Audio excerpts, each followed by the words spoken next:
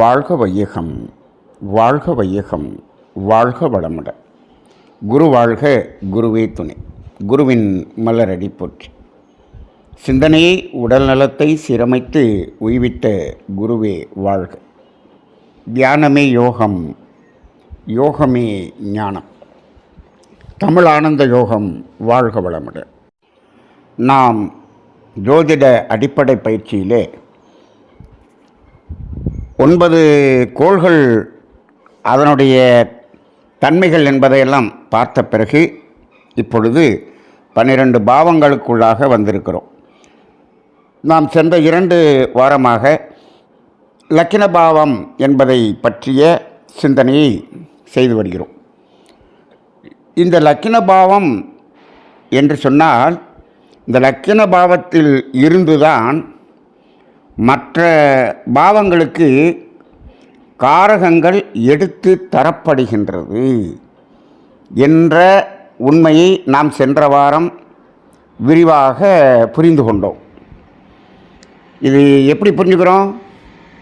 லக்கின பாவத்திலிருந்து தான் மற்ற பாவங்களுக்கு காரகங்கள் எடுத்து தரப்படுகிறது என்று சொன்னால், அந்த லக்கின பாவத்திலே 12 பாவங்களினுடைய காரகங்களும் தன்மையும் அதற்குள்ளாக அடங்கி ஒடுங்கி இருக்கிறது என்பதை நாம் உணர்ந்து கொள்கிறோம். இப்போது இதை எப்படி புரிஞ்சுக்கலாம்னா, இன்னும் சுருக்கமாக புரிஞ்சுக்கணும்னா, ஒரு துறையில் ஒருவர் சிறக்க வேண்டும் என்று சொன்னால், சிறந்து விளங்க வேண்டும் என்று சொன்னால், அந்த துறை சார்ந்த பாவம் சிறப்பாக இருக்க வேண்டும். இது சாதாரணமாக எல்லாருக்கும் தெரிந்த விஷயந்தான். ஆனால் அந்த துறையில் நீண்ட காலம் அவர் செயல்பட வேண்டும். அந்த துறையில் அவருக்குன்னு ஒரு ஐடென்டிட்டி வேண்டும் என்றால், அப்படி இருக்க வேண்டும் என்று சொன்னால், அந்த லக்கின பாவம் சிறப்பாக இருக்க வேண்டும். அந்த துறை சார்ந்த பாவத்துக்கு அதற்கு உரிய, அதை கெடுக்கக்கூடிய பாவத்தை இந்த லக்கின பாவம் வைத்திருக்கக்கூடாது. அந்த வகையில் 2 விஷயம் நாம் லக்கின பாவத்தில் பார்க்குறோம். அந்த துறை சார்ந்ததை கெடுக்கக்கூடிய பாவத்தை லக்கினம் வைத்திருக்கவும் கூடாது. லக்கினத்தை கெடுக்கக்கூடிய பாவத்தையும் வச்சிருக்கக்கூடாது. அப்போ நீங்கள் இப்போ சாதாரணமாக கேட்கலாம், அந்த துறையில் வெற்றி பெறணும்னா அந்த துறை சார்ந்த பாவம் நல்லா இருக்குது, அந்த துறை சார்ந்த பாவத்தை லக்கினம், அது கெடுக்கக்கூடிய பாவத்தை லக்கினம் வச்சிருந்துச்சின்னு சொன்னால், அப்போ என்ன ஆகும்னா, திறமை எல்லாமே அந்த துறையில் அவர் வெற்றி பெறுவதற்கு எல்லாமே இருக்கும். ஆனால் என்ன பண்ண மாட்டார், அவர் செய்ய மாட்டார். ஏதாவது ஒரு தடை வந்து, லக்கினம் என்பது தான் அதை இயக்கக்கூடிய என்ஜின் மாதிரி. அப்போ இப்போது ஒரு பெட்டியெல்லாம் நல்லா தான் இருக்குது, என்ஜின் மூவ் ஆகலைன்னா பெட்டி மூவ் ஆகாது. அப்படி அந்த வகையில் பார்க்கணும். அதே போல் லக்கினத்தை கெடுக்கக்கூடியதாக இருந்துச்சுன்னா, இவர் என்ன தான் அந்த துறையில் சக்ஸஸ்ஃபுல்லாக இருந்தாலும் இவருக்கு எந்த பேரும் கிடைக்காது. அவர் சக்ஸஸாக தான் பண்ணுவார், ஆனால் பேருக்கு என்ன ஆயிரும், அதில் ஏதாவது ஒரு வகையில் அது அவருக்கு கெடுதலாக வந்து முடியக்கூடியதாக இருக்கும். இப்போது இந்த இடத்த மட்டும் நம்ம புரிஞ்சுக்கிட்டோம்னாலே, ஏன் ஒரு சிலர் வாழ்க்கை இப்படி இருக்கிறது அப்படிங்கிறதுக்கு நம்ம காரணத்தை புரிஞ்சுக்கலாம். அதாவது திறமை இல்லாமல் அவங்க வாழ்க்கையில் வெற்றி பெற முடியாதவர்கள் என்பது ஒருத்தர் இருக்குது. இருந்தும் வெற்றி பெற முடியவில்லை, இருந்தும் உழைத்தும் வெற்றி பெற முடியவில்லை. அப்போ இப்படி பல கேட்டகரி இருக்குல்ல, இதுக்கெல்லாம் காரணத்தை பார்க்கணும் அப்படின்னு சொன்னோம்னா, அந்த துறையை பார்க்கணும், அதில் லக்கினம் அப்படிங்கிறது பார்க்கணும். அப்படிங்கிறத இந்த இடத்துல நாம் வந்து விளங்கி கொள்கிறோம். இப்போ பொதுவாக அந்த 4, 8, 12 அப்படிங்கிறது தான் நம்ம வந்து மோசமான திரிகோணம்னு சொல்லுவோம். ஆனால் அதில் 8, 12 தான் முக்கியமான 100% அது நமக்கு துன்பமாக இருக்கக்கூடியது அப்படிங்கிறதையும் நம்ம புரிஞ்சு வச்சுருக்கிறோம். ஆனால் 4 அந்த திரிகோணத்தில் இருக்குது. அப்போ அந்த திரிகோணத்தில் இருக்குன்னா அதுவும் துன்பம் தானே கொடுக்கும். இப்போ நம்ம மேலே பேசினதுக்கு அடிப்படையில் ஒரு சின்ன உதாரணம் பார்ப்போம். இப்போ 5ஆம் பாவம் நல்லாவே இருக்குது. சரி, 5ஆம் பாவம் கலை சார்ந்த விஷயம்னு வச்சுக்கோங்க. அப்போ அதில் நல்லா இருக்குது அப்படின்னு சொன்னால், இப்போ 5ஆம் பாவ ரீதியாக இப்போ 5ஆம் பாவம் 2, 4, 6, 10ன்னா ஒரு பெரிய ஒரு கச்சேரி நடத்துகிறவராக இருப்பார், இல்லாட்டி பெரிய நடிகராக இருப்பார். நல்ல வருமானம் வரணும் இல்லையா? வரணும். இப்போது அதே இதில் லக்கினம் 4 வச்சுருக்குன்னு வச்சுக்கோங்க. இப்போ நம்ம எப்படி பார்க்கணும்? இப்போ இந்த 5ஆம் பாவத்தை முழுமையாக கெடுக்கக்கூடிய அந்த 4 5க்கு 12ஆம் பாவம் 4 இருக்குல்ல, 4 லக்கினம் வச்சுருக்குல்ல. அப்போ இவருக்கு இதில் அவர் சிறந்து விளங்க முடியாதுன்னு சொல்லலாமா அப்படின்னு ஒரு சந்தேகம் வரும். இதில் க்ளீனாக என்ன சொல்ல, லக்கினம் 8, 12 வச்சுருந்துச்சின்னு சொன்னோம்னா 5ஆம் பாவம் 2, 4, 6, 10 வைத்திருந்தாலும் இவர்னால் என்ன பண்ண முடியாது? பிரபல்யமாக ஆக முடியாது, வாழ்க்கையில் வெற்றி பெற முடியாது. ஏன்னா அந்த லக்கினம் தன்னை கெடுக்கக்கூடிய 8, 12 வச்சிருச்சு. ஆனால் இதை 4 வச்சிருக்கு, அது 5ஆம் பாவத்துக்கு 12ஆம் பாவம் தான். இருந்தாலும் இந்த 4 என்ன பண்ணும்னா அவருக்கு 30% அதை கெடுத்து 70% நன்மையை செய்யக்கூடியதாக இருக்கும். அப்போ 100% தீமை செய்யக்கூடியது இந்த 4ஆம் பாவம் கிடையாது. அப்போ இந்த 4, 8, 12ல் 4ங்கிறது ஓரளவுக்கு ஒரு 30% அது துன்பமாக இருக்கும் என்று எடுத்துக்கொள்ளலாம். அப்போ 4 வந்துருச்சுன்னு சொன்னால் 5ஆம் பாவத்தில் அவ்வளவு 100% அவர் ஜெயிக்க முடியாது, ஒரு 30% அவருக்கு அதில் பாதகமாக இருக்கும் அப்படிங்கிறதையும் நம்ம புரிந்து கொள்ள வேண்டும். இப்போ அதே போல் பாருங்கள், இப்போ 3ஆம் பாவம் அப்படின்னு சொன்னால் அது கம்யூனிகேஷன் அப்படின்னு சொல்கிறோம். பொதுவாக 3ஆம் பாவத்தில் தான் இந்த சாஃப்ட்வேர் இன்ஜினியர்லாம் 3ஆம் பாவத்தில் தான் வருவாங்க. இப்போ 3ஆம் பாவம் 2, 6, 10 அப்படின்னு சொன்னோம்னா அவர் சாஃப்ட்வேர் இன்ஜினியராக தான் இருப்பார், அந்த மாதிரியே வேலைக்கு தான் போவாருங்கிறத நம்ம கொஞ்சம் ஈஸியாக சொல்லிக்கலாம். இப்போ 3ஆம் பாவம் 2, 6, 10ன்னு வச்சுக்கோங்களேன். இப்போ 3ஆம் பாவம் 2, 6, 10னா 3க்கு 12 2 3 என்ன பண்ணக்கூடியது? அழிக்கக்கூடிய 2 வந்திருக்கு. சரி, இப்போ இந்த 2, 6, 10ங்கிறது 3ஆம் பாவத்துக்கு 4, 8, 12 வருது. வந்தாலும் இப்போ 3ஆம் பாவத்துக்கு 4, 8, 12 வந்தாலும் இப்போ 3ஆம் பாவம் ஒற்றைப்படை பாவம் தானே. 3ஆம் பாவம் ஒற்றைப்படை பாவம். நம்ம ஏற்கனவே போன வாரம் என்ன சொன்னோம்? ஒற்றைப்படை பாவமாக இருந்தால் அந்த பாவத்துக்கு அந்த 4, 8, 12ன்னு பார்க்குறத விட என்ன பார்க்கணும்? லக்கினத்துக்கு அது 4, 8, 12 அப்படின்னு பார்க்கணும். இரட்டைப்படை பாவமாக இருந்தால் அந்த பாவத்துக்கு 4, 8, 12ன்னு பார்க்கணும். ஆனால் ஒற்றைப்படை பாவமாக இருந்தால் லக்கினத்துக்கு அப்படின்னு பார்க்கணும்னு சொல்லும்போது இப்போ இந்த இடத்துல லக்கினத்துக்கு இந்த 2, 6, 10ங்கிறது 4, 8, 12 இல்லையா? அப்போ இந்த 3ஆம் பாவம் 2, 6, 10ங்கிறது அற்புதமாக வேலை செய்யும். அவர் கம்யூனிகேஷனில் சிறந்து விளங்குவார் என்று நாம் எடுத்துக்கொள்ள வேண்டும். அதே போல் இப்போது தொழில் அப்படின்னு சொன்ன உடனே நம்ம ஜோதிடத்தில் எல்லாருக்குமே தொழில் அப்படின்னு சொன்னால் அவங்களுக்கு எது ஞாபகம் வரும் அப்படின்னா 10ஆம் பாவம் தான் ஞாபகத்துக்கு வரும். இப்போ அடிமை தொழில், அதாவது சம்பளம் வாங்குகிற வேலை அப்படின்னு சொன்னோம்னா அது 6ஆம் பாவம்னு சொல்லுவோம். ஆனால் 10ஆம் பாவம் அப்படின்னு சொன்னோம்னா தொழில் அப்படின்னு சொல்லுவோம். இப்போது அந்த 10ஆம் பாவத்தில் தான் தொழில் இருக்கா அப்படின்னு ஒரு கேள்வியை கேட்டோம்னா இல்லை, தொழில் 12 பாவங்களிலும் இருக்கிறது. 10ஆம் பாவம்னு சொல்ல முடியாது. இப்போ 2ஆம் பாவம்னு வச்சுங்க, அதில் ஃபைனான்ஸ் வச்சுருப்பார், நகைக்கடை வச்சுருப்பார். இந்த மாதிரி உடனடியாக அந்த லிக்விடு கேஷ் அப்படின்னு சொல்லுவாங்க பாருங்கள், லிக்விடு கேஷாக இருக்கக்கூடிய வைத்துக்கொண்டு செய்யக்கூடிய தொழில் முழுவதும் அந்த 2ஆம் பாவத்தில் வந்துடும். சுழற்சியில் இருக்கும், எப்போ வேணாலும் அது. இப்போ அந்த நகைக்கடைன்னு வச்சுங்க, நகைக்கடை கூட என்னென்னா அந்த நகையை உடனே காசாக மாற்றிடலாம், பணமாக மாற்றிடலாம். ஆனால் நீங்கள் ஒரு இடம் வச்சுருக்கீங்கன்னு வச்சுங்க, இடத்த உடனே அதை பணமாக மாற்ற முடியுமானா முடியாது. இப்போ அந்த மாதிரி தொழில் அதில் வருது இல்லை. 3ஆம் பாவம்னு வச்சுங்க, கம்யூனிகேஷனை இப்போ சாஃப்ட்வேர்னு வச்சுட்டோம். இப்போ கம்யூனிகேஷன் அப்படின்னு சொன்னோம்னா இப்போ நீங்கள் போஸ்ட் ஆஃபீஸு, இப்போ கொரியர் சர்வீஸு, நிறைய கம்யூனிகேஷன் இருக்குது. இது எல்லாமே அந்த தொழிலில் வருது. இப்போ 4ஆம் பாவம் அப்படின்னு சொல்லிட்டோம்னா அங்கே என்ன வருது? தொழில் வருது. என்ன வருது? 4ஆம் பாவம்னு வச்சுட்டா அங்கே தொழில் இருக்கு இல்லையா? அங்கே இருக்குது. என்ன இருக்குது? அங்கே பார்த்திங்கன்னா ஆசிரியர் தொழில் அதில் தான் வரும். அதே போல் அந்த கட்டடம் கட்டுதல், வீடு கட்டுதல், கன்ஸ்ட்ரக்ஷன் எல்லாமே அதில் தான் வரும். அதே போல் இந்த மெஷினரி, மெக்கானிக்கல் அப்படிங்கிற அத்தனையும் அதில் தான் வரும். அதில் எவ்வளோ வேலை இருக்குது.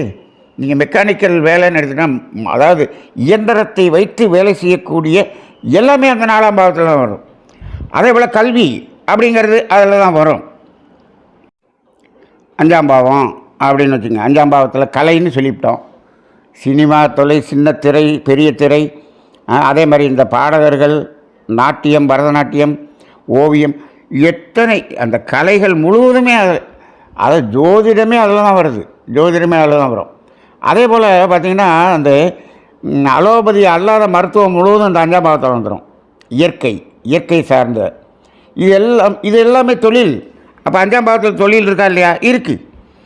6ஆம் பாவம் அப்படின்னு எடுத்துட்டோம்னா, 6ஆம் பாவம்னா அடிமை தொழில் அப்படின்னு சொல்கிறோம். அடிமை தொழில்னு சொன்னோம்னா இப்போ அங்கே அடிமை வேலை பார்க்குறது மட்டும்னு இல்லை. அதில் தொழில்னு எடுத்துட்டோம்னா அதுலேயும் தொழில் சார்ந்து இருக்குது. விவசாயம் 6ஆம் பாவத்தில் வருது. அதே போல் சமையல், ஹோட்டல் இண்டஸ்ட்ரி, அதே போல் நீங்கள் டெக்ஸ்டைல் இண்டஸ்ட்ரி, இது போல் அதுலேயும் இருக்கும். 7ஆம் பாவம் அப்படிங்கிறதுல தொழில் இருக்கா அப்படின்னு கேட்டிங்கன்னா, உங்களுக்கு எப்போ ஒரு கஸ்டமர் அப்படின்னு ஒருத்தர் வர்றாரோ அது முழுவதும் தொழில் தான். அப்போ சாதாரண கடை எல்லாமே கஸ்டமர் பேஸ்டு கடை தானே. நிறைய பேர் போகக்கூடிய கடை, அது எல்லாமே தொழில் தானே. அப்போ அது வரும். அதில் என்ன தொழில் அப்படின்னு பார்க்க வேண்டியதில்லை. பாருங்கள், இப்போ பாருங்கள், 7ஆம் பாவம் ஒரு நாளைக்கு 500 கஸ்டமர் வந்துட்டு போகிறது அப்படின்னு சொன்னால், இப்போ அதில் எந்த கடை எல்லாத்துலேயும் கஸ்டமர் வருவாங்க பாருங்கள். அப்போ இப்போ ஒரு ஹோட்டல்னால் 6ஆம் பாவமா 7ஆம் பாவமான 7ஆம் பாவ ரீதியாக ஹோட்டல் வைக்கலாம், 6ஆம் பாவ ரீதியாக ஹோட்டல் வைக்கலாம். அப்போ 7ஆம் பாவங்கிறது கஸ்டமர் அப்படின்னு வந்துடுது. அப்போ அதுலேயும் தொழில் இருக்கத்தான் செய்யுது. 8ஆம் பாவத்தில் தொழில் இருக்குது. 8ஆம் பாவம் ரொம்ப கெடுதலான பாவம் சொல்கிறோம், நமக்கு வேதனையை கொடுக்கக்கூடிய பாவம் சொல்கிறோம். அதுலேயும் தொழில் இருக்குது. எப்படி வேதனை கொடுக்கறதுல தொழில் இருக்கா? நீங்கள் இன்சூரன்ஸு சர்வேயர்னு ஒருத்தர் இருக்காருன்னு வச்சுங்க, இன்சூரன்ஸ் ஏஜெண்டாக இருக்காங்கன்னு வச்சுங்க. இது எல்லாமே அங்கே ஒரு ஆக்சிடெண்ட் ஆகிடுது, அதுக்கு சர்வேயராக அவர் வேலை பார்க்குறாரு. அதுக்கு இன்சூரன்ஸ் ஆக்சிடெண்ட் ஆனதுக்கு அவங்க என்ன பண்ணுறாங்க, கிளைம் கொடுக்குறாங்க. இன்சூரன்ஸ் கம்பெனின்னு ஒன்று இருக்குது. இது எல்லாமே வேதனையில் அதுக்கு என்ன பண்ணுறாங்க, அவங்க அதுக்குரிய பாதுகாப்பை கொடுத்து அதுக்கு காம்பன்சேட் பண்ணுறாங்க, அதுதானே. அப்போ அது சார்ந்த தொழில் முழுவதும் அதில் வருது. கமிஷன் சார்ந்தது. அது திடீர்னு வருமானம் வரக்கூடிய லாட்ரி டிக்கெட்லாம் அந்த மாதிரி தொழில் பண்ணுறவங்களும் இது 8ல் வருவாங்க. இந்த மாதிரி வரும். அப்போ 9ஆம் பாவம் அப்படிங்கிறது அதுலேயும் தொழில் இதில் ரொம்ப கம்மியாக இருக்குன்னு வச்சுங்க. இதெல்லாம் ரொம்ப தொழில் கம்மியாக இருக்கும். எப்படி இருக்கும்? அப்போ அதாவது ஆன்மீகம் இப்படின்னு சொல்லிடுறோம். 9ஆம் பாவம் சொன்னோம்னாலும் நீங்கள் இப்போ இந்த கோயிலில் இருக்கக்கூடிய கடைகள், கோயில் ஜாமான்கள், பூஜை ஜாமான்கள்னு எவ்வளவு கடை இருக்குது, எத்தனை வியாபாரம் இருக்குது. இப்போ அது எல்லாமே ஒருத்தர் குங்குமம் தயார் பண்ணி போடுறாரு, சூடம் தயார் பண்ணுற கம்பெனி இருக்குது. இப்படி அதுவும் தொழில் வந்துடும். எல்லாமே தொழில் வந்துடும்னு வச்சுக்க. இப்போது அப்படி இருந்தாலும் இந்த 10ஆம் பாவம் அப்படிங்கிறது என்ன சொல்லும் அப்படின்னு சொன்னோம்னா, 10ஆம் பாவத்துக்குன்னு எந்த தொழிலும் கிடையாது. தனியாக 10ஆம் பாவத்தில் முழுக்க தொழில்னு சொல்கிறோம். ஆனால் இந்த ஒவ்வொரு இடத்துலையும் தொழில்னு இருக்குது.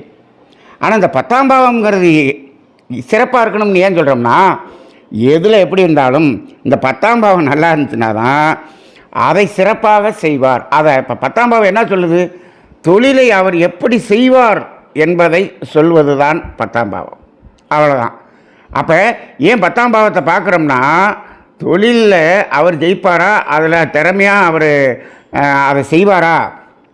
இப்போ மற்ற பாவமெல்லாம் இப்போ நல்லா இருக்குதுன்னு வச்சுக்கோங்க. இப்போ 10ஆம் பாவம் 5, 9 இருக்குதுன்னு வச்சுக்கோங்க. இவர் தொழிலெலாம் அமையும், ஆனால் அங்கே உட்காந்து இவர் சிறப்பாக செய்ய மாட்டார். சோம்பேறியாக உட்காந்து அப்படி விட்டுருவார். அப்போ அதை செய்ய மாட்டார்.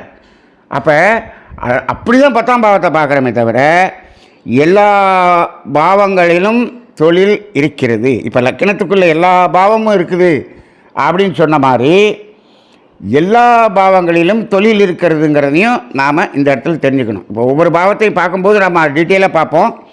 இருந்தாலும் இந்த இடத்துல நாம் வந்து அந்த லக்கினம்ங்கிறது ஒன்றை வச்சுட்டு எல்லாத்தையும் பார்க்கணுங்கிற அந்த அடிப்படையை புரிஞ்சுக்கிறதுக்கு இருக்கிறது மாதிரி இந்த தொழில்னு எடுத்துக்கிட்டாலும் அதே போல் இதை பர்டிகுலராக இதுதான் தொழில் அப்படின்னு எடுத்துக்காமல் இந்த 10ஆம் பாவத்துக்குள்ளே எல்லா தொழிலும் இல்லை. இப்போ லக்கினத்துக்குள்ளே எல்லாமே இருக்குதுன்னு சொல்கிறோம், ஆனால் அப்படி இல்லை. எல்லா பாவத்திலையும் தொழில் இருந்தாலும் அதை சிறப்பாக நடத்தக்கூடிய ஒரு வல்லமை என்பது 10ஆம் பாவத்தில் இருக்கிறது அப்படிங்கிறத நாம் இந்த இடத்துல புரிந்து கொள்கிறோம்.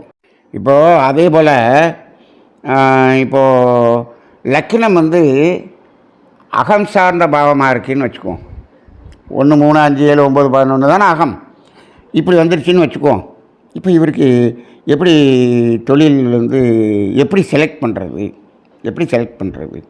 அப்படின்னு சொன்னால், இப்போ இவருக்கு அகம் சார்ந்த லக்கினம் இருக்குது. அவருடைய சிந்தனைகள் அதை அகம் சார்ந்ததாக தானே இருக்கும்.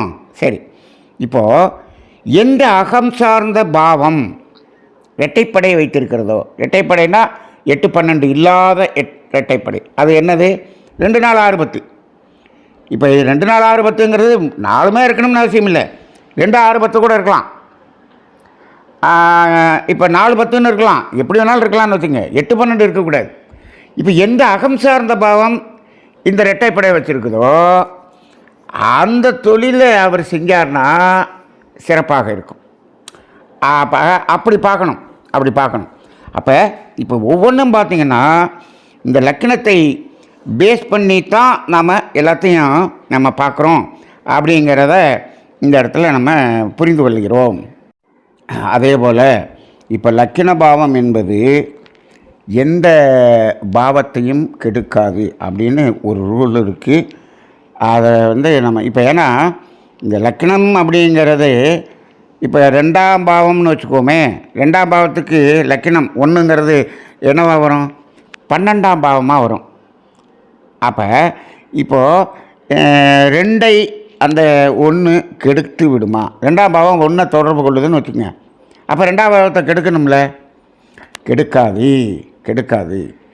எந்த பாவத்தில் 1 வந்தாலும் லக்கினம் அங்கே தொடர்பில் இருந்தாலும் அது அந்த பாவத்தை கெடுக்காது அப்படிங்கிறத நம்ம ஒரு முக்கியமான ஒரு விதியாக வைத்துக்கொள்ள வேண்டும். இப்போ 2ஆம் பாவத்துக்கு 12ஆம் பாவமாக வரும் 1. இப்போ 6ஆம் பாவத்துக்கு 8ஆம் பாவமாக வரும் அந்த 1. அதே போல் 10ஆம் பாவத்துக்கு 4ஆம் பாவமாக வரும். இப்போ 6ஆம் பாவத்துக்கு 8ஆம் பாவமாக வருது. அப்போ 6ஆம் பாவம் 1 தொடர்பு கொண்டால் 6 கெடுக்காது. அப்போ எந்த பாவத்தில் இந்த 1 12 பாவத்தில் வந்திருந்தாலும் சரி, அந்த லக்கினம் என்பது எந்த பாவத்தில் தொடர்பு கொண்டாலும் அது எந்த பாவத்தையும் கெடுக்காது என்பதை நாம் புரிந்து கொள்ள வேண்டும். ஆனால் இந்த 8 12ங்கிறது இருக்குல்ல, அதுதான் அது லக்கினத்தில் இருந்தாலும் அது முழுக்க 11 பாவத்துக்கும் செயல்பட விடாது. அதே போல் எந்த பாவத்தில் லக்கின 8 12 இருந்தாலும் அந்த பாவத்தையும் சிறக்க விடாது அப்படிங்கிறத நாம் தெரிந்து கொள்ள வேண்டும். ஏன்னா இப்போ 8 12ங்கிறது இப்போ 8ன்னு வச்சுக்கோங்களேன். இப்போ 9ஆம் பாவத்துக்கு 8 12ஆம் பாவமாக வருது. அப்போ இது 9ஆம் பாவத்துக்கு தான் அப்படின்னு இல்லை. இந்த 8 12 எந்த பாவத்தில் வந்தாலும் லக்கினத்துக்கு 8 12 ஆகாது இல்லையா? அப்படி இருக்கிறதுனால அந்த 8 12 எந்த பாவத்தில் வந்தாலும் சிரமம் கொடுக்கும். அப்போ ஒரு ஜாதகத்தை கணித்தவுடன் அந்த 8 12 இல்லையா அப்படிங்கிறத நம்ம முதல்ல பார்க்கணும். நீங்கள் நம்ம சாஃப்ட்வேரில் எப்படி போட்டிருப்பாங்கன்னா, அந்த 8 12 வந்துருச்சுன்னு சொன்னாலே அந்த 8 12ங்கிறது மட்டும் ரெட்டிங்கில் காமிப்பாங்க, மற்றதெல்லாமே வந்து ப்ளூவில் காமிப்பாங்க கலரு. 8 12 மட்டும் ரெட்டிங்கில் காமிப்பாங்க. அப்போ அந்த இறுதியான தொடர்பு காலத்தில் பார்த்தோம்னா அந்த சிகப்பு கலரே இல்லாமல் இருந்துச்சுன்னா நல்ல ஜாதகம் அப்படின்னு நம்ம எடுத்துக்கணும். நம்ம போன வாரம் ஏற்கனவே சொன்னோம், 8 12 வந்திருந்தாலும் 8ஐ ஒரு பாதி அளவுக்கு குறைக்கக்கூடிய 2 கூட இருக்கணும், 12ஐ பாதி அளவுக்கு குறைக்கக்கூடிய 6 கூட இருக்கணும். அப்போ 2 8 6 12 என்று வந்தால் அதனுடைய பாதிப்பு 50% குறைஞ்சிரும் அப்படிங்கிறது. அப்போ 8 12 தான் ரொம்ப மோசங்கிறத நம்ம இங்கே புரிஞ்சுக்கிறோம். இதே இந்த 4ஆம் பாவம்ங்கிறது எப்படின்னா, பொதுவாக நமக்கு இந்த மனித ஆற்றல் ஒரு 30%, தெய்வ ஆற்றல் 70%, இப்படி தான் நம்ம வாழ்க்கையில் பலன்கள் கிடைக்கும் என்று சொல்வார்கள். மனிதனுடைய உழைப்பு ஆற்றல் 30% இருந்தாலும் தெய்வ ஆற்றல் 70% சொல்லுவாங்க. ஆனால் இந்த 4ஆம் பாவம் இருக்குது பாருங்கள், அந்த 4ஆம் பாவத்துக்கு மட்டும் எப்படின்னா, அதில் மனித ஆற்றல் செயற்கையாக செயல்பட வேண்டியது அதிகமாக இருக்கும். தெய்வ ஆற்றல் 30% தான் கிடைக்கும், மனித ஆற்றல் கூட இருக்கணும். அப்போ தான் இந்த 4ஆம் பாவத்தை வச்சு செயல்படுறது. 4ஆம் பாவத்துக்காரங்க பார்த்திங்கன்னா அவங்களுடைய உழைப்பு அதிகமாக செலுத்தித்தான் அவர்கள் என்ன பண்ண முடியும், அதில் அவங்க ஜெயிக்க முடியும். அது அதிகமாக இருக்கும். அந்த மாதிரியான பாவம் இந்த 4 அப்படிங்கிறது. இந்த 8 12 வந்து பார்த்திங்கன்னா தெய்வீக ஆற்றலே கிடைக்காது. அப்போ என்னாகும், தெய்வீக ஆற்றல் சுத்தமாக கிடைக்காம போகிறப்ப இந்த மனித ஆற்றல் 30% என்ன ஆகும், வீணாக போகும். அதனால தான் இந்த 8 12 மோசம். இந்த 4ங்கிறது மோசம் இல்லை, ஆனால் கொஞ்சம் கடுமையாக அவர்களுடைய உழைப்பில் தான் செயற்கையாகத்தான் அதை செயற்கையாக செயல்பட வேண்டும் அப்படிங்கிறத நம்ம இந்த 4 என்பதற்கு புரிந்து கொள்கிறோம். அப்போ மொத்தத்தில் லக்கணத்துக்கு 4 8 12 என்பது மோசம். அதே போல் ஒவ்வொரு பாவத்துக்கும் அந்த 4 8 12ங்கிறது தான் இங்கு துன்பத்தை தரக்கூடியது என்பதை நாம் புரிந்து கொள்கிறோம். அந்த 8 12 கூட அந்த 8ங்கிறது எப்படி இருக்கும்னா, வலி வேதனை அப்படி தான் கொடுக்கும், அது துண்டிக்காது. இந்த 12 இருக்கே அது துண்டித்து விடும். இப்போ ஏன்னா 8ல் வந்து ஆயுளுக்கு வந்து 8ஆம் பாவம் அங்கே வருது. அப்போ என்ன பண்ணது, துண்டிக்காது, முடிவுக்கு கொண்டு வராது. ஆனால் என்ன இருக்கும்னா வலி வேதனையில் இருந்துக்கிட்டே இருக்கும்.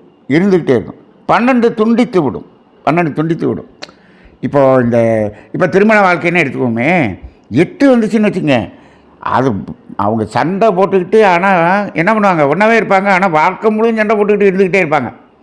அது சொல்லுவார். இப்போ இந்த ஜோதிடத்தில் எங்கள் தேவராஜ் சார் சொல்லுவார், 8ங்கிறது வந்து காலை சுற்றின பாம்பு மாதிரி, கொட்டவும் கொத்தாது, நம்மளை விடவும் விடாது அப்படிம்பார். அது மாதிரி 8 அப்படிம்பார். இந்த 12 தான் துண்டிக்கும். 12 தனியாக வந்துருச்சு, இந்த 7ஆம் பாவ ரீதியாக சுக்கிரன் ரீதியாக 12 மட்டும் நின்றுச்சு அப்படின்னு சொன்னால், அங்கே 6 இல்லாமல் 12 வந்துச்சுன்னு சொன்னால் கண்டிப்பாக அது துண்டித்து விடக்கூடியதாக இருக்கும். 8 12 வந்துருச்சுன்னு சொன்னால் வேதனையோடு துண்டிக்கக்கூடியதாக இருக்கும். 12 வந்துச்சுன்னா எப்படி ஏதாவது ஒரு காரணத்தை வச்சு துண்டித்து ஏதாவது அது துண்டிக்க கொடுக்கும். அப்போ 12ங்கிறது துண்டிப்பு அப்படிங்கிற மாதிரி ஆகிடும். 8ங்கிறது வேதனையாக இருக்கும். நான் இப்போ நம்ம பேசும்போது சொல்லியிருக்கேன், இப்போ பிறக்கக்கூடிய குழந்தைகளுடைய ஜாதகத்தில் 8 அதிகமாக இருக்கிறது என்று நான் நிறைய சொல்லியிருக்கேன். அப்போ இதுக்கு காரணம் என்னன்னு சொல்லியிருக்கோம், 6ஆம் பாவமாக வாழ்ந்து கொண்டிருந்தால், பேரண்ட்ஸ் 6ஆம் பாவமாக வாழ்ந்து கொண்டிருந்தால் அது குழந்தைகளினுடைய ஜாதகத்தில் 8ஆக மாறுகிறது அப்படிங்கிறத இப்போ நாம் ஒரு ஆராய்ச்சியாக எடுத்துருக்குறோம். இது ஜோதிடத்தில் அவங்க ரூலில் சொல்லும் போதெல்லாம் சொல்லலை, ஆனால் ப்ராக்டிக்கலாக பார்க்கும்போது அப்படி தான் வரும். ஏன்னா அதனுடைய பரிணாம பாவம் தானே இது, அப்படி தானே வரும்.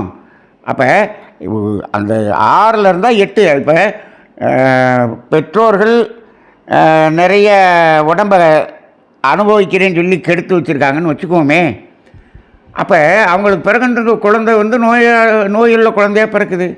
அப்போ அங்கே கெடுத்தது இங்கே பலன் வருது. அப்போ 6 கூறிய வேதனையை 8ல் அனுபவிக்கணும்ல. அப்போ அப்படி தானே பிறக்கும். அப்போ இந்த 6ஆம் பாவமாக வாழ்வது என்பது மிக மோசம் என்பதை இப்போது நம்ம இந்த ஆராய்ச்சிக்காக பார்க்கும்போது ரொம்ப தெரியுது. ஆனால் இன்றைக்கி சமுதாயத்தை பார்த்தோம்னா 6ஆம் பாவமாக இருப்பவர்கள் தான் அதிகமாக வாழ்கிறார்கள் என்பதை கூட நாம் இப்போ உணர முடிகிறது. இதை கூட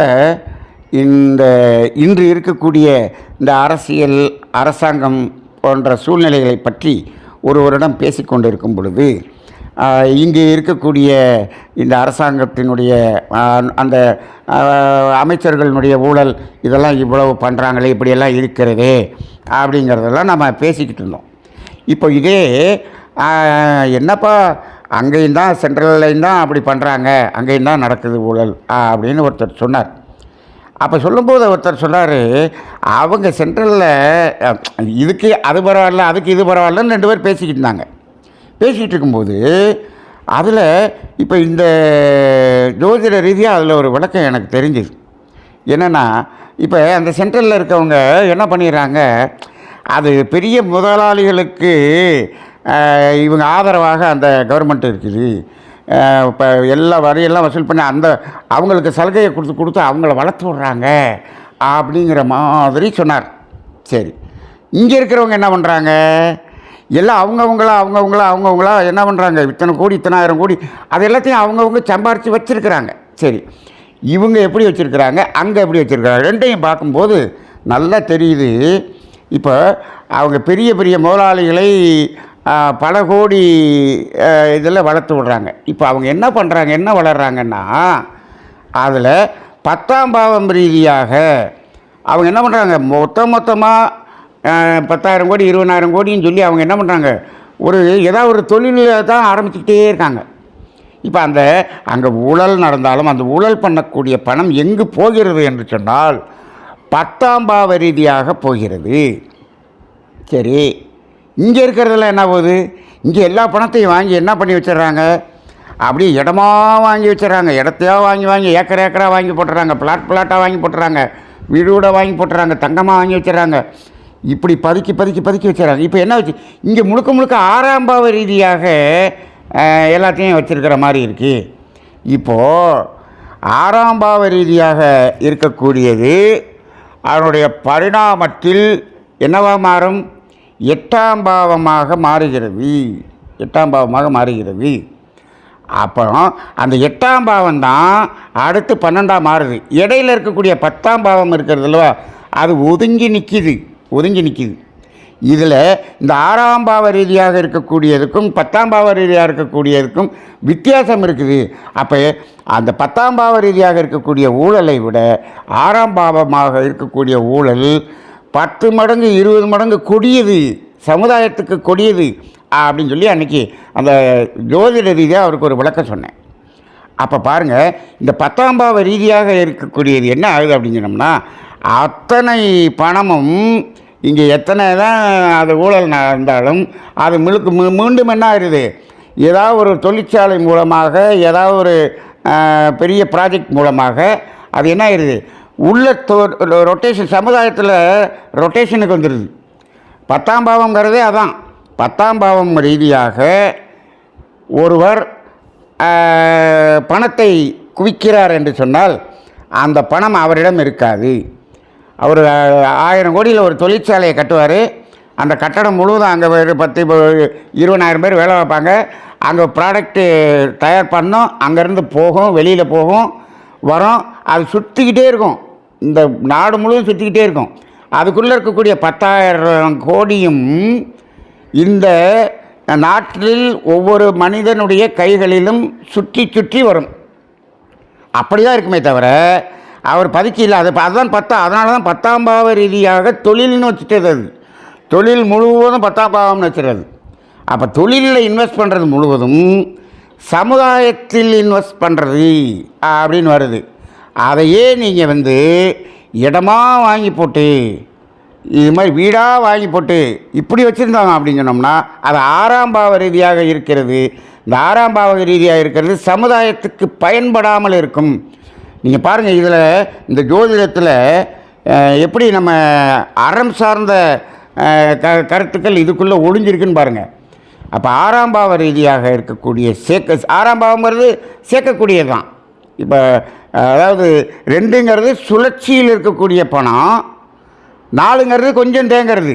எதுக்கு தேங்கிறது, நம்ம குடியிருக்கிறதுக்கு வீடு கட்டுறது, நம்ம வயசான காலத்துக்கு வச்சுருக்கிறது அப்படிங்கிற அடிப்படையில் கொஞ்சம் தேங்கக்கூடிய இடம். இந்த 6ஆம் பாவம் தான் அதிகமாக இந்த லஞ்சம், ஊழல் அதில் தேக்கி வைக்கிறது முழுவதும் பாருங்கள். அதெல்லாம் எந்த இதில் தேக்கி வைக்கிறாங்க?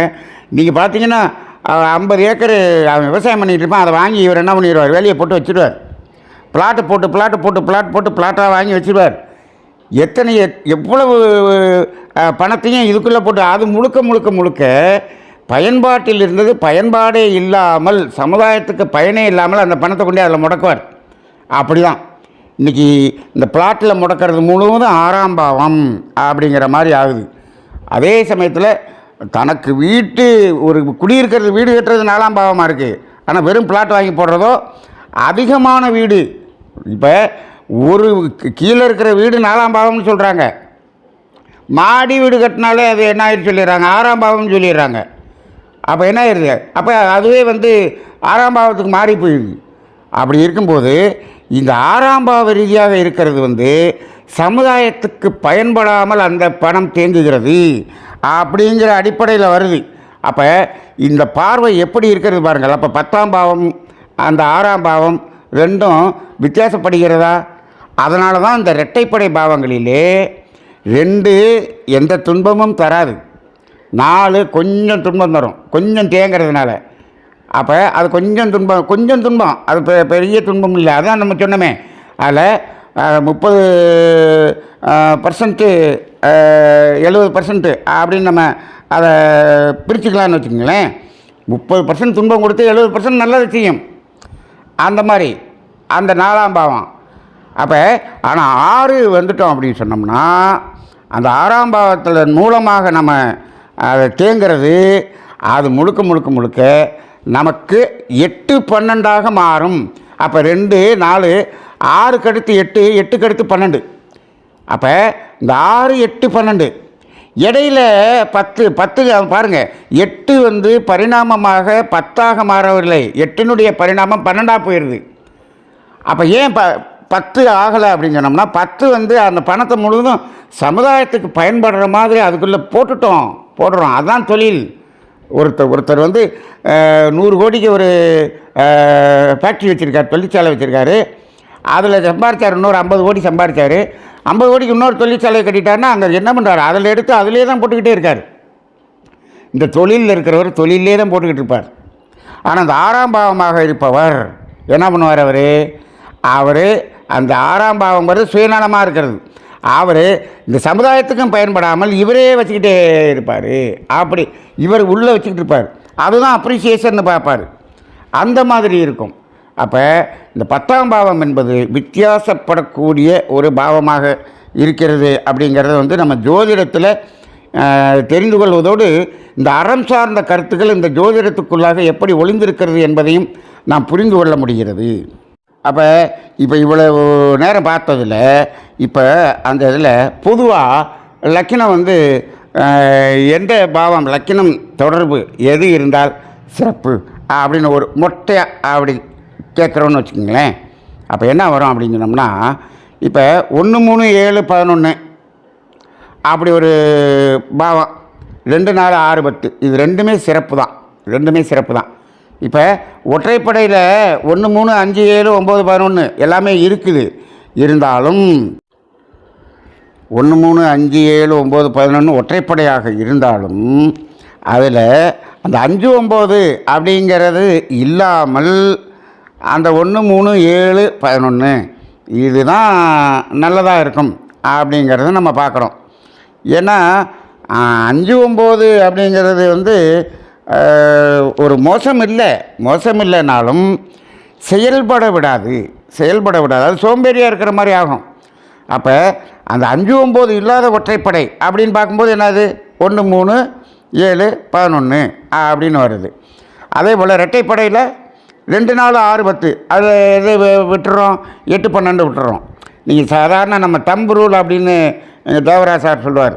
என்ன சொல்லுவார்? 1 3 7 11 2 4 6 10. இப்போ இது 2. இதுக்கு அடுத்து 5 9ங்கிறது ஒரு கேட்டகிரி, 8 12ங்கிறது ஒரு கேட்டகிரி. அப்போ இது 5 9ங்கிறது அகத்துக்கு மட்டும்தான் நல்லாயிருக்கும், அகத்துக்கு 100% நல்லாயிருக்கும், புறத்துக்கு சுத்தமாக வேலை செய்யாது. ஆனால் இந்த 8 12 அகத்துக்கும் நல்லா இருக்காது, புறத்துக்கும் நல்லா இருக்காது. அப்போ இந்த ரெண்டுமே சிறப்பான ஒரு அமைப்பு. இப்போ இதில் சில இடத்துல வந்து வெறும் 4-10 கூட வரும், சில இடத்துல 2-6 மட்டும் வரும். இப்போ இந்த 2 காம்பினேஷனில் 1-3-7-11 வந்து லக்கினத்தில் அமைஞ்சதுன்னா அதுதான் சிறப்பு அப்படிங்கிறது என்னுடைய பார்வையில் இருக்கிறது. அங்கே அது அகம் சார்ந்ததாக இருந்துட்டு கீழே ஏதாவது மற்ற பாவங்களில் இந்த 2-4-6-10 வந்து அதன் ரீதியாக பொருளாதாரம் தொழில் செய்கிறாருன்னு வச்சுக்கோங்க, இல்லை வேலைக்கு போகிறாருன்னு வச்சுக்கோங்க, அதுதான் சிறப்பு அப்படிங்கிறது என்னுடையது. ஏன் அப்படின்னு கேட்டிங்கன்னா, லக்கினம் ஒற்றைப்படையாக மாறிவிட்டது. இவர் கீழே ஒரு தொழிலே செய்கிறாருன்னு வச்சுக்கோங்க, அப்போ தொழில் 2-4-6-10 இருக்கக்கூடிய பாவத்தினுடைய தொழிலை செஞ்சாலும் அவர் ரொம்பவும் அறத்துக்கு முரண்பாடாக அந்த தொழிலை செய்ய மாட்டார், ரொம்ப விரோதமாலாம் செய்ய மாட்டார். அதில் கொஞ்சம் அந்த ஜென்யூனஸ் இருக்கும், அந்த அறம் சார்ந்த ஒரு தன்மை அவர்கிட்ட இருக்கும். ஆனால் லக்கினமே 2-4-6-10 இருந்து மற்ற பாவங்களும் 2-4-6-10 இருந்து அவர் தொழில் செய்கிறாருன்னு வச்சுக்கோங்க, அவர் என்ன பண்ணுவார்னா லாபம் நோக்கம் மட்டும்தான். அங்கே என்ன பண்ணி அறங்கிறது மீறிடுவார் அவர். ஒருத்தரை அதாவது ஒருத்தரை 8-12 இருந்துச்சுன்னா கெடுக்கிறதுங்கிறது வேறு. ஆனால் இந்த 2-4-6-10ங்கிறது அப்போ அவர் என்ன பண்ணார்னா அவர் லாபத்துக்காக மற்றவங்களுக்கு ஒரு வகையில் அது துன்பம், அவருக்கு தெரியாத துன்பமாக இருக்கும். நேரடியாக துன்பம் கொடுக்கறது 8-12, இது மறைமுகமாக இருக்கும். அப்போ அதில் வந்து அப்போ அதைத்தான் நம்ம என்ன சொல்கிறோம்னா ஒரு அறம் சார்ந்த தொழில் செய்ய மாட்டார், அந்த மாதிரி இருக்கக்கூடியவராக இருப்பார். அப்போ இந்த 1-3-7-11 தான் லக்கினத்தில் சிறப்பு.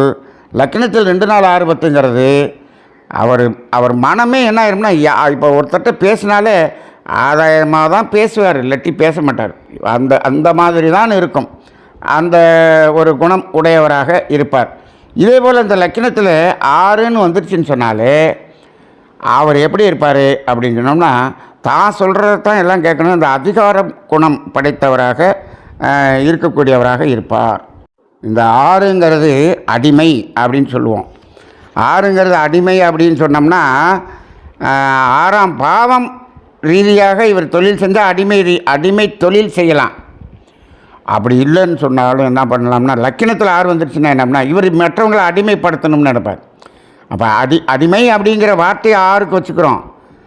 அடிமைங்கிற வார்த்தையை அடிமைப்படுத்துகிறதா அடிமையாக இருக்கிறதா அப்படின்னு பார்த்தோம் அப்படின்னு சொன்னோம்னா, 6ஆம் பாவ ரீதியாக தொழில் அமைஞ்சால் அடிமையாக இருப்பது. அப்போ இதே லக்கினத்திலையும் 2-4-6-10 வந்து எப்படி 6ஆம் பாவமும் அப்படி இருக்குன்னு வச்சுங்களேன், இவர் என்ன பண்ணுவார்னா நிறைய பேர் அடிமைகளாக வைத்து தொழில் செய்வார். அப்போ இந்த தொழிலே பார்த்திங்கன்னா அடிமை மாதிரி வேலையாட்களை வைத்து தொழில் செய்யக்கூடிய தொழில்னு சில தொழில் இருக்குது. அதெல்லாம் இந்த 6ஆம் பாவ ரீதியாக இருக்கக்கூடிய தொழிலாகவும் மாறும் அங்கே. அப்போ அந்த அடிப்படையில் இந்த 6ங்கிறது வந்து அடிமை அப்படிங்கிற ஒரு தன்மை இருக்கக்கூடியதாக இருக்கிறது. அப்போ பொதுவாக இந்த லக்கினத்தில் 6 வர்றதுங்கிறது வந்து கொஞ்சம் அவர் மற்றவங்களை அதிகாரம் செய்யக்கூடியவராக இருப்பார் அப்படிங்கிறது தெரியும். ஒரு ஜாதகத்தை பார்த்தோன்னே 6 இருந்துச்சுன்னா அப்படி வரும். நீங்கள் நம்ம தமிழ்நாட்டினுடைய முதலமைச்சர், மகளிர் முதலமைச்சராக ரொம்ப காலம் இருந்தாங்களே, அவங்க ஜாதகத்தில் பார்த்தீங்கன்னா லக்கினம் வெறும் 6 மட்டும்தான் தொடர்பு இருக்கும், அப்படி இருக்கும். அப்போ பார்த்தீங்கன்னா அவங்க எல்லாத்தையும் அடக்கி அப்படி இருக்கணும் தான் வச்சுருப்பாங்க. அந்த மாதிரியான ஒரு ஜாதக அமைப்புகள்லாம் இருக்குது, வெறும் 6 இருக்கும். அப்போ அதனால் இந்த 2-4-6-10ங்கிறது புறம் சார்ந்ததுக்கு சிறப்பு தானே தவிர, ஆனால் அந்த அகம் சார்ந்த வகையில் இருந்து அப்படி வரும்போது தான் நல்லது. அப்போ பொதுவாக என்ன சொல்லுவோம்னா, இந்த லக்கினம் அகம் சார்ந்த தொடர்புகளை கொண்டு அகம் சார்ந்த காரகங்கள் எல்லாம் அகம் சார்ந்த தொடர்பும் புறம் சார்ந்த காரகங்கள் எல்லாம் புறம் சார்ந்த தொடர்புமாக இருந்தால், அது 8-12 இல்லாமல் அப்படி இருந்தால் அது ஒரு சிறந்த ஜாதகம் என்று சொல்லுவார்கள். சரி, அதனால தான் நம்ம என்ன சொல்லணும்னா, லக்கினம் ஒற்றைப்படையாக இருந்து கொண்டு மற்ற பாவங்களில் ஒற்றைப்படை பாவங்கள் கூட 2 4 6 10 இரட்டைப்படையாக இருக்குதுன்னு வச்சுக்கோங்க. அவங்க வந்து அந்த ஒற்றைப்படை பாவங்களின் ரீதியாக அந்த துறைகளில் நல்லா வருவாங்க, நல்லா சிறந்து வருவாங்க. இப்போது 5ஆம் பாவம் 2 4 6 10ன்னு வச்சுக்கோங்க. அவர் ஜோதிடம், அவருக்கு வந்து ஜோதிடத்தில் அவர் நல்லா சம்பாதிப்பார் அப்படின்னு இருக்குது அப்படின்னு வச்சுக்கோங்க. இப்போ இதில் ஒரு காம்பினேஷன் பார்ப்போம். லக்கினம் வந்து 2 4 6 10, 5ஆம் பாவமும் 2 4 6 10. இந்த ஜோதிடர் எப்படி பலன் சொல்லுவார் அப்படின்னு ஒரு வித்தியாசம் இருக்கும். இதே லக்கினம் 1 3 7 11, 5ஆம் பாவம் 2 4 6 10, இவர் எப்படி சொல்லுவார் அப்படின்னு பார்த்தீங்கன்னா, இப்போது இந்த லக்கினத்தில் ரெட்டைப்படையாக இருக்குல்ல, அவர் என்ன எப்படி பார்ப்பார்னா, இப்போ உங்களுடைய ஜாதகத்தை நீங்கள் கொடுக்கக்கூடிய அந்த 1000 ரூபாயை மனசில் வச்சுக்கிட்டு தான் பார்ப்பார். அதுக்காகவே அந்த ஜாதகம் பார்ப்பார். அப்போ அதுக்கு தகுந்த மாதிரி பலன் சொல்லுவார், அந்த வருமானத்துக்கு தகுந்த மாதிரி. இப்போ சில பலனை உங்களுக்கு சாதகமாக சொன்னால் நீங்கள் 1000 ரூபாய்க்கு பதில் 2000 ரூபா கொடுப்பீங்கன்னா அப்படி தான் பலன் சொல்லுவார். ஆனால் லக்கினம் ஒற்றைப்படையாக 1 3 7 11 இருக்குதுன்னு வச்சுக்கோங்க. இந்த 5ஆம் பாவம் 2 4 6 10 இருக்குதுன்னு வச்சுக்கோங்க. அவர் என்ன பண்ணுவார்னா, அவர் பணம் வாங்குவார், பொருளாதாரத்தை ஈட்டுவார் ஜாதகத்தின் மூலமாக. ஆனால் அந்த காசு கொடுக்கறதுக்காக சாதகமாகலாம் சொல்ல மாட்டார், கரெக்டாக சொல்லுவார். கரெக்டாக சொல்லிவிட்டு அவர் அதுக்குரிய பணத்தை வாங்கிக்குவார். கொஞ்சம் எக்ஸ்ட்ராவாக அப்படி சாதகமாக சொல்லி இன்னும் கொஞ்சம் பணத்தை வாங்குறது அப்படிலாம் இருக்காது. இன்னொன்று பாருங்கள், இந்த 1 3 7 11 5ஆம் பாவம் ரெட்டைப்படையாக இருக்குன்னு வச்சுங்க. அவர் ஜாதகத்துக்கு பலன் சொல்லிவிட்டு வாங்குவாரே தவிர, அதுக்குரிய ஃபீஸ் வாங்கிக்குவாரே தவிர, இந்த பரிகாரம் சொல்கிறேன்னு சம்பாதிக்க மாட்டார். இந்த லக்கினத்திலே 2 4 6 10 இருக்குது, இங்கே 5ஆம் பாவமும் இப்படி இருக்குன்னு வச்சுங்க, 2லேயும் இருக்குன்னு வச்சுக்கோங்க. அப்போ என்ன ஆயிடுவார், அவர் ஒரு 200 ஃபீஸ் வாங்குவார், 5000 ரூபா பரிகாரத்தில் பார்த்துருவார். அப்போ இந்த வகையில் பார்க்கும்போது ஒவ்வொன்றிலையும் இதே மாதிரி நம்ம பார்த்தோம் அப்படின்னு சொன்னோம்னா, லக்கினம் ஒற்றைப்படையாக இருப்பவர்கள் என்பவர்கள் இந்த சமுதாயத்தில் சிறந்தவர்களாக இருப்பார்கள். அதனால தான் ஒரு ஜாதகத்தை கணித்த உடனே லக்கினத்தை பார்ப்போம். லக்கினம் ஒற்றைப்படையாக இருக்குன்னு வச்சுங்க, அப்பா இது ஓரளவுக்கு நல்ல மனுஷன், ரைட் அப்படிங்கிறத தெரிஞ்சுக்குவோம். ஆனால் இன்றைக்கி லக்கினம் 2 4 6 10 இருந்தால் உடனே பொண்ணு கொடுக்குறாங்க நிறைய பேர். அப்படி இந்த சமுதாயம் மாறிவிட்டது. அது வந்து அந்த பார்வை அவ்வளவு சரியில்லை என்பதை நாம் தெரிந்து கொள்ள வேண்டும். இப்போ இதில் இன்னொரு ஆங்கிளில் பார்ப்போம். இப்போ லக்கினம் வந்து 1 3 7 11 ஒற்றைப்படையில் இருக்குது. சரி, இப்போது 4ஆம் பாவம் 5ஆம் பாவம் அப்படின்னு வச்சுக்கோம். 4ஆம் பாவம் 10 தொடர்பு கொள்கிறது, 5ஆம் பாவமும் 10 தொடர்பு கொள்கிறது. 10 அப்படின்னு சொன்னோம்னா அது அந்த தொழிலில் சிறந்து அதை ஒரு நல்ல ஹை போஸ்ட்டுக்கு ரொம்ப, அதாவது சமுதாயத்தில் ஒரு நல்ல அங்கீகரிக்கக்கூடிய அளவுக்கு வரக்கூடிய இதை கொடுக்கறது தானே இந்த 10ஆம் பாவம். 10ஆம் பாவம் வந்து என்ன சொல்லணும், அதை எப்படி செயல்படுத்தி அப்படி கொண்டு வரங்கிறது தானே 10ஆம் பாவம். அப்போ 4ஆம் பாவமும் சிறப்பாக இருக்குது, 5ஆம் பாவமும் சிறப்பாக இருக்குது. இப்போ அவர் 4ஆம் பாவ ரீதியாக செய்யணும்னா, இப்போ ஒரு ஆசிரியர் பணி அல்லது ஒரு ஸ்கூல் ஆரம்பிக்கிறது, இந்த மாதிரி ஏதாவது ஒன்று ஆரம்பித்தாலும் அது நல்ல ரொம்ப ஹையாக வரணும். 10 வந்து அவர் நல்ல உயரத்துக்கு கொண்டு போகும். 5ஆம் பாவம் இவர் ஏதோ கலை சார்ந்ததில் 10ஆம் பாவம் இருக்குது, அதுலேயும் நல்லா உயர்ந்து வரலாம். இப்போ இவர் ஆசிரியர் பணிக்கு போகலாமா, நடிப்பு துறைக்கு போகலாமா, இப்போ 5ஆம் பாவ ரீதியாக போகலாமா, 4ஆம் பாவ ரீதியாக போகலாமா, 2லேயுமே 10 இருக்கே, எந்த தொழிலை அவர் செய்கிறது அப்படின்னு ஒரு கேள்வி கேட்டோம்னா என்ன வரும் அப்படின்னு சொன்னோம்னா, இப்போ பாருங்கள், 4ஆம் பாவமும் சிறந்தது தான், இருந்தாலும் லக்கினம் 3 வைத்திருக்கிறது அங்கே. எதுக்கு, இந்த 4க்கு 12ஆம் பாவமாக 3ஆம் பாவம் அங்கே இருக்குது. சரி, ஆனால் இந்த 5ஆம் பாவத்துக்கு அதை கெடுக்கக்கூடிய பாவம் எதுவுமே அங்கே லக்கினத்தில் இல்லை. அப்போ இந்த 2ல் எதை சூஸ் பண்ணுறது? இப்போ 4ஆம் பாவம் அதுக்காக மோசம்னு சொல்ல முடியாது. ஆனால் 4ஆம் பாவத்தை செய்வதை விட 5ஆம் பாவத்தில் இவர் அது சார்ந்த தொழிலில் செஞ்சார்னா இவருக்கு என்னாகும், ரொம்ப பிரமாதமாக இருப்பார். அதனால் இது 4 கெட்டதுன்னு சொல்ல முடியாது. 4ஆம் பாவம் 10 தொடர்பு கொள்ளுது. இப்போ லக்கினம் 1 3 7 11 இருக்குது.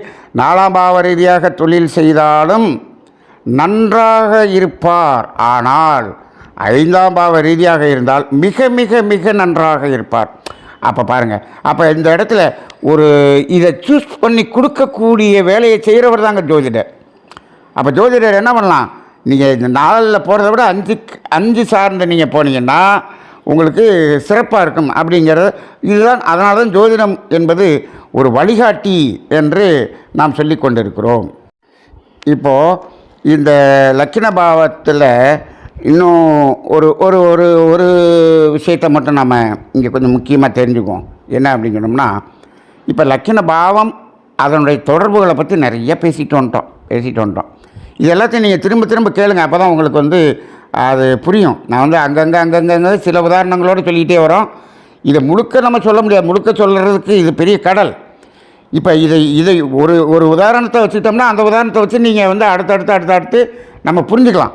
சரி, இப்போ 1ஆம் பாவம் அப்படிங்கிறது தொடர்பில் எப்படி இந்த 4, 8, 12 வரக்கூடாதுன்னு சொல்லிட்டோம் இல்லையா? சரி, இந்த 1ஆம் பாவத்துக்கு உப அதிபதியாக ஒரு கிரகம் வரும் அல்லவா? ஆமாம், 1ஆம் பாவத்துக்கு அது எந்த இடத்துல இருக்குது? 1ஆம் பாவம் அதனுடைய நட்சத்திரம் என்ன, அதனுடைய உபநட்சத்திரம் என்ன, அந்த நட்சத்திரத்தினுடைய கிரகம் எது அப்படின்னு பார்த்தா அதுதான் 1ஆம் பாவத்துக்கு உரிய உப நட்சத்திர அதிபதி. அதுதான் 1ஆம் பாவத்துக்குரிய கிரகம். சரி, இப்போ அந்த 1ஆம் பாவத்துக்கு உரிய ஒரு கிரகம் ஏதோ உதாரணத்துக்கு ஒரு குருன்னு வச்சுக்கோமே, 1ஆம் பாவத்துக்கு குரு வந்திருக்கு அப்படின்னு வச்சுக்கோமே. இப்போது இந்த 12 பாவங்கள் வருது இல்லையா? இந்த 12 பாவங்கள்லையும் என்ன வரும், அந்த ஒவ்வொரு பாவத்துக்கும் நின்ற நட்சத்திரம் உபநட்சத்திரம், நின்ற நட்சத்திரம் உபநட்சத்திரம், இது ரெண்டையும் வச்சு தான் நாம் தொடர்புகளை கண்டுபிடிப்போம். ஒரு பாவம் எங்கெங்கே தொடர்பு கொண்டு இருக்கிறதுங்கிற அந்த இறுதி தொடர்பு அந்த பாவத்தினுடைய அந்த அந்த அந்த இப்போ குருன்னு வச்சுட்டோம்னு வச்சுக்கங்களேன், அந்த குரு என்ற கிரகம் எந்த நட்சத்திரத்தில் நிற்குது, எந்த உபநட்சத்திரத்தில் இருக்குதுன்னு வச்சு தான் அந்த குருவினுடைய தொடர்பை நம்ம கண்டுபிடிக்கிறோம். அப்போ இந்த 12 பாவத்துக்கும் என்ன வரும், 12 கிரகங்கள் வரும். இல்லை ஒரே இப்போ 1ஆம் பாவத்துக்கு குரு வர்றது 1ஆம் பாவத்துக்கு 7ஆம் பாவத்துக்கு 9ஆம் பாவத்துக்கு 3க்குமே கூட வரலாம். எங்கே வந்தாலும் இந்த நின்ற நட்சத்திரம் உபநட்சத்திரம் இப்போ குருன்னு இருக்குதுன்னு வச்சுக்கோமே. இப்போ இந்த குரு உபநட்சத்திரமாக இருந்தால் அந்த குரு நின்ற நட்சத்திரம் குருவாகவே கூட வரும், சொல்ல முடியாது சமயத்தில். அந்த நட்சத்திரத்தை பொறுத்தானே இருக்கிறது. அப்போ இப்போ ஒரு கிரகத்துக்கு எத்தனை நட்சத்திரம்? 3 நட்சத்திரம் ஒரே கிரகத்தை தானே இது காமிக்குது. ஒரு கிரகத்துக்கு 3 நட்சத்திரம். அப்போ இப்போ இந்த குரு நின்ற நட்சத்திரம், இப்போ அந்த 3ல் எதுவாக இருந்தாலும் அந்த குரு தானே வராங்க, நின்ற நட்சத்திரம். அப்போ இது மாதிரி இந்த 12 பாவங்களிலும் நின்ற நட்சத்திரம் 12 இருக்கும், நின்ற உபநட்சத்திரம் 12 இருக்கும், 24 இடம் வரும். இப்போ இந்த லக்கினத்துக்கு வரக்கூடிய கிரகம் இந்த 12 இடங்களில் ஒரு 10 இடத்துல நின்ற நட்சத்திரமாகவோ உபநட்சத்திரமாக வந்திருக்குன்னு வச்சுக்கோங்க. இதை எப்படி பார்க்கலாம்னா, இப்போ நீங்கள் அந்த சார்ட்டை போட்டோம்னா அந்த லக்கினத்துக்கு உரிய கிரகம் தெரிஞ்சு போயிடும். இதை குருன்னு வச்சுக்கிட்டோம்னா அதுக்கு உள்ளே இருக்கக்கூடிய அந்த தொடர்புகளுக்குள்ள குரு குரு குரு எந்தெந்த இடத்துல வந்திருக்குன்னு எண்ணி பார்த்துட வேண்டியது. இந்த 12ல் குரு எங்கெங்கெல்லாம் வந்திருக்குன்னு எண்ணி பார்க்குறோன்னு வச்சுக்கோங்க. இந்த 12ல் ஒரு 10 இடத்துல இருக்குது, இல்லை 9 இடத்துல இருக்குது குரு இருக்குதுன்னு வச்சுக்கோங்க. நிறைய இடத்த பிடிச்சிருக்குன்னு வச்சுக்கோங்க. லக்கினம் என்பது கௌரவம் பார்க்கக்கூடிய ஒரு இடம், தனித்தன்மை கௌரவம்லாம் சொல்லிட்டோம் அப்படின்னு சொல்லியிருக்கிறோம். இப்போது அந்த லக்கினத்துக்குரிய அந்த உபநட்சத்திர அதிபதியாகிய அந்த கிரகம் 12 பாவங்களிலும் அதிகமாக அங்கங்கே இடம் பிடித்து டோட்டலாக 9 இடத்த 10 இடத்த பிடிச்சிருச்சுன்னு சொன்னால் இவர் எப்படி இருப்பார்னு சொன்னீங்கன்னா ரொம்ப கௌரவம் பார்க்குறவராக இருப்பார். பொதுவாக கௌரவம் பார்க்குறதுங்கிறது 2 வகையில் பார்க்கணும். லக்கின பாவம் 1 தொடர்பு கொண்டால் அவர் கௌரவம் பார்ப்பார்னா கௌரவத்துக்கு இலக்கு வராமல், கௌரவத்தை இழந்துடாமல் அவர் வாழ்ந்துக்குவார், அவ்வளோதான். அதே சமயத்தில் இந்த 12 பாவத்துலேயும் 1 தொடர்பில் வந்துருச்சுன்னு சொன்னாலும் கௌரவம் பார்ப்பார். அதே போல் இந்த லக்கின பாவத்துக்கு உரிய கிரகம் இந்த 24 இடத்துல அதிகமான இடத்துல அதே கிரகம் வந்தால் அவர் என்ன பண்ணுவார், ரொம்ப கௌரவம் பார்க்கக்கூடியவராக இருப்பார். அப்படி வரும்போது என்ன ஆயிரும் அப்படின்னு சொன்னோம்னா, ரொம்ப கௌரவம் பார்க்கறதுனால அவருடைய பொருளாதாரம் கொஞ்சம் அதில் சிறப்பாக இருக்காது. இந்த கௌரவத்துக்காக என்ன பண்ணுவார், பொருளாதாரத்தை கொஞ்சம் விட்டுருவார். கௌரவம் தான் முக்கியம்னு பார்ப்பார், பொருளாதாரம் கொஞ்சம் சிறப்பாக இருக்காது. அதனால் இந்த லக்கின பாவம் என்பது அந்த சுய கௌரவம் என்ற அடிப்படையை கொண்டு இருக்கிறது என்று சொன்னாலும் அது எல்லா பாவங்களிலும் தொடர்பு கொண்ட எல்லா பாவத்து ரீதியாகவும் அவர் கௌரவம் பார்த்து அப்படியே இருப்பாருங்கிறத நாம் இந்த லக்கின பாவ ரீதியாக நாம் இதை புரிந்து கொள்ளலாம். ஆக இந்த லக்கின பாவம் அப்படிங்கிறத பற்றி இப்போது நம்ம ஓரளவு தெரிஞ்சிட்டோம். இப்போ லக்கின பாவத்தை பற்றி ஓவராலாக இந்த லக்கின பாவத்தில் என்னென்ன இருக்குது, நம்ம இப்போ குரு அப்படிங்கிறதுக்கு காரகங்கள்னு பார்த்தோம் இல்லையா, அதுபோல் இந்த லக்கின பாவம் அப்படிங்கிறதுல ஓவராலாக என்னென்ன தன்மைகள்லாம் அடங்கியிருக்கு அப்படிங்கிற நிறைய இருக்குது. முக்கியமான தன்மைகளை மட்டும் நம்ம அடுத்த வாரம் மீண்டும் அதை பார்த்து அடுத்த வாரம் லக்கின பாவத்தை நிறைவுக்கு கொண்டு வரலாம். நன்றி, வாழ்க வளமுடன்.